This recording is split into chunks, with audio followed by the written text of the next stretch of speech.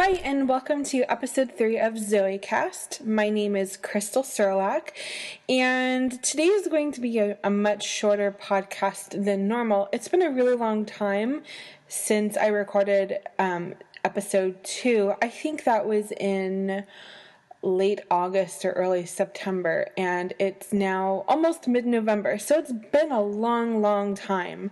And I'm sorry about that. I was actually finishing grad school. I kind of feel like grad school has been my excuse for not doing Zoe-related things for a very long time. In case you don't know, when I first started writing Zoe, I happened to be on break from school or right around the end of a semester. And I had like a month break, and then I only took one class, and then I had another month break after that. So I had like 5 months where I had the time to write.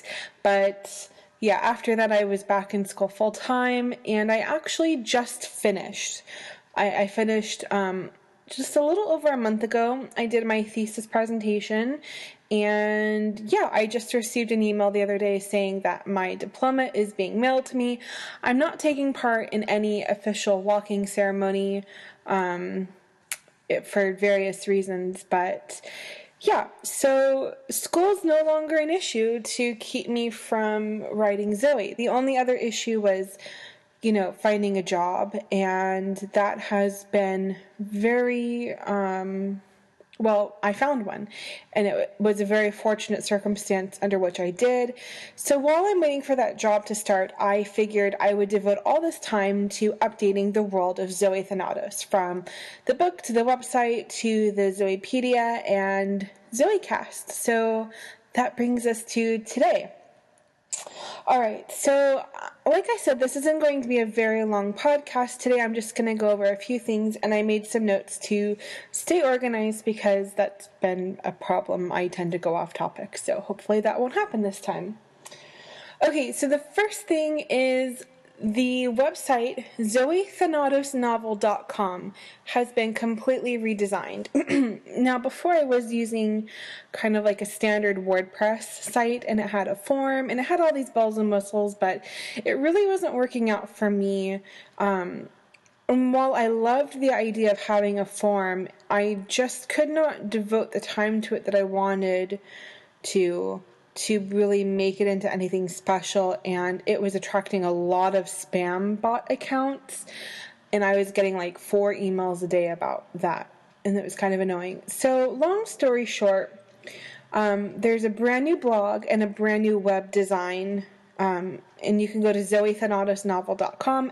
Pretty much everything from the first website is on there, so you're not going to be missing any content. And I've also updated Zoepedia with the world map of the locations that you read about, most of the locations you read about in the first book. This is a map that I first drew out by hand when I started writing the book over a year, almost, how long has it been? Like a year and a half ago.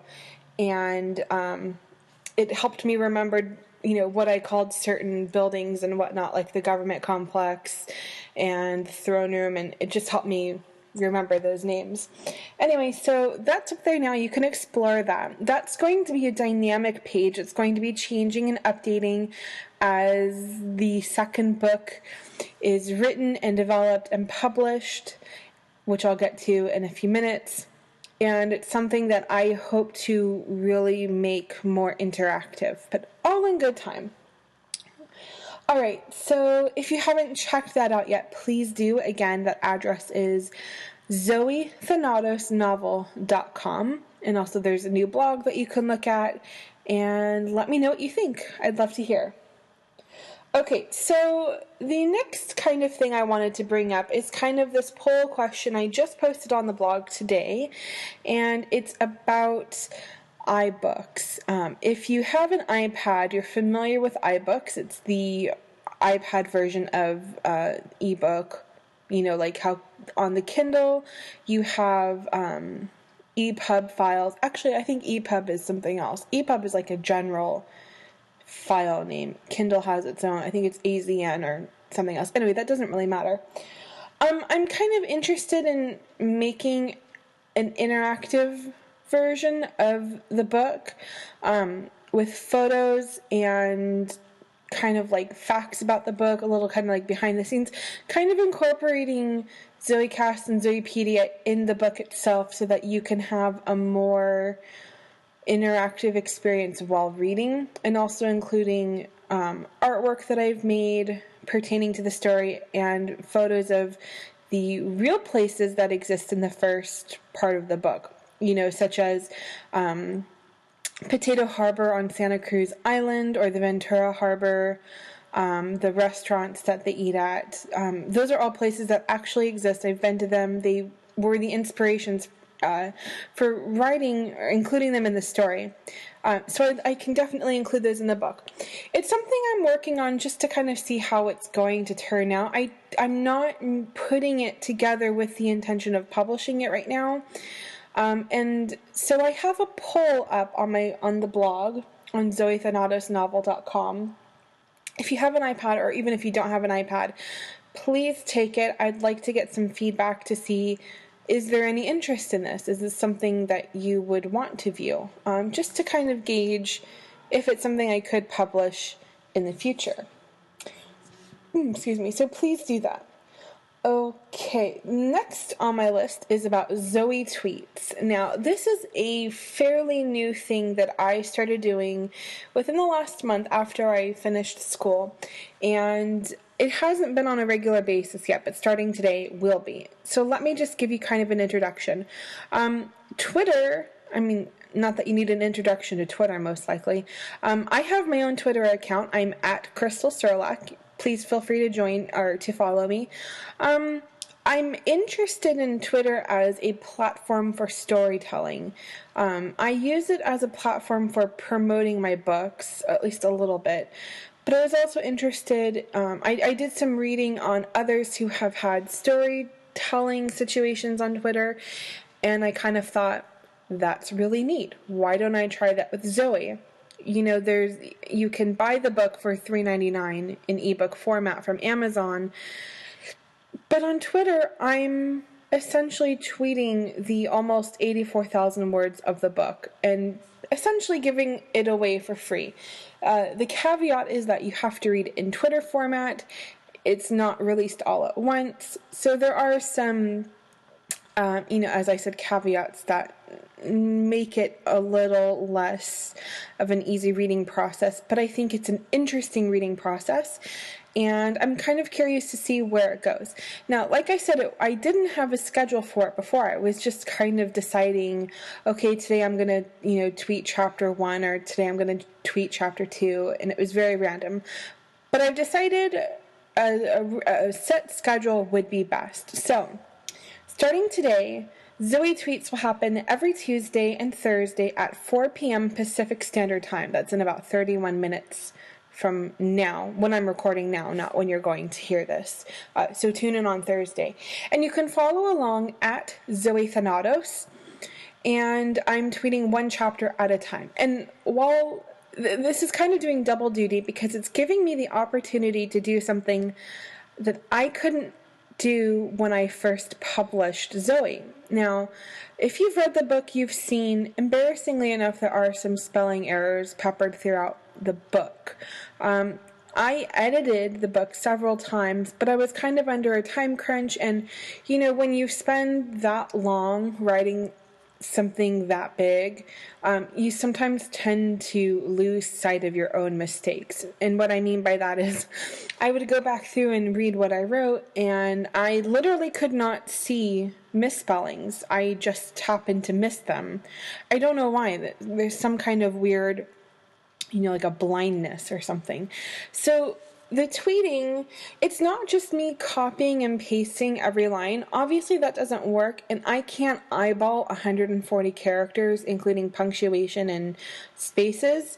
So I'm literally retyping the entire book, letter for letter, and tweeting it. And while this is also helping, or where this is also helping, is in line editing the book, so that by the end of this Zoe Tweets project, I will have completely edited the book from first word to last period. And it should hopefully, after that, be perfect. And if it's not, I won't care. Spelling errors, if there are a few, they don't really bother me. I've seen them even in professionally edited and published books.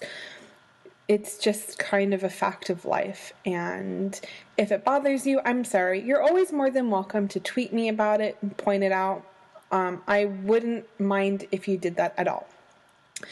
But anyway, so please tune in to see Zoe tweets. And yeah, I'm hoping it's an interesting experience. Now, leading into the last item I have on my list for today's podcast, or ZoeCast, is when is the new sequel coming? This has been a question I've been asking myself for a year now, because I started writing the sequel a year ago. And you know what's really interesting is that it took 5 months or so to write the first book, and it's taken me a year to write a handful of chapters in the sequel. Again, there have been a lot of things getting in the way, and I've written other books as well in place of writing the sequel to Zoe. I have another series that I publish in, and I had not published or worked on those in favor of Zoe. But the thing about writing a book like Zoe is that it's actually a very involved process.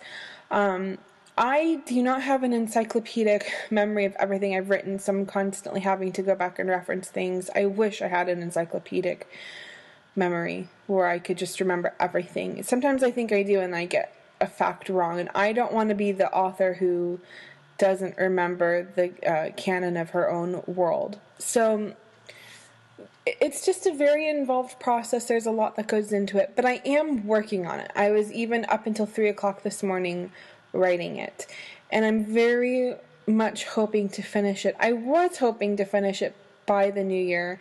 I don't know if that's going to happen unless I suddenly get like a huge kick and write lots and lots and lots, like 10,000 words a week. Even at that point, it still wouldn't be enough. But it is coming. It's going to come in 2014 unless there's an active, like, Superman-esque writing ability that happens. And I'm going to keep you updated on the website. I'm going to tweet about it. You can always follow hashtag ZoeThanatos or follow me at Crystal Serlak. And I'll talk about it. I'll mention it on the website, and I'll especially talk about it on the Facebook page, and I'll post sneak peeks so that you can stay updated on it if you're really all that interested. And I hope you are, because that would bring a smile to my face. Alright, so next episode, I think I'll get into the second character profile in that series I started with episode 2 when I talked about the Queen, Kira/Zara. And yeah, I think next time I'm going to do Evander. Maybe I had it written down. Maybe it was going to be Evander and Evadine, like the Narrows together. We'll see. But I'm going to try and make it much more cohesive than it was last time. And also because I am going line by line through the first book right now and retweeting it, it's refreshing the story in my mind. And hopefully that will help with, talking about the characters in the ZoeCast and making it as informative for you as I can.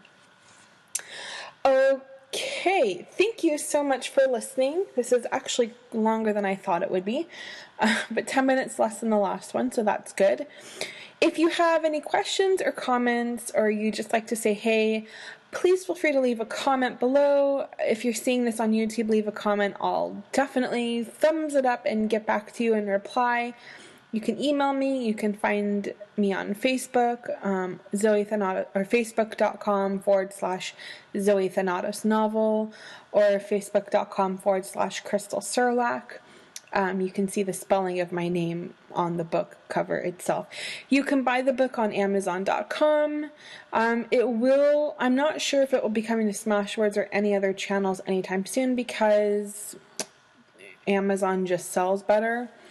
And we'll see how that goes. But anyway, thank you so much for listening, and I will talk to you next time. Bye.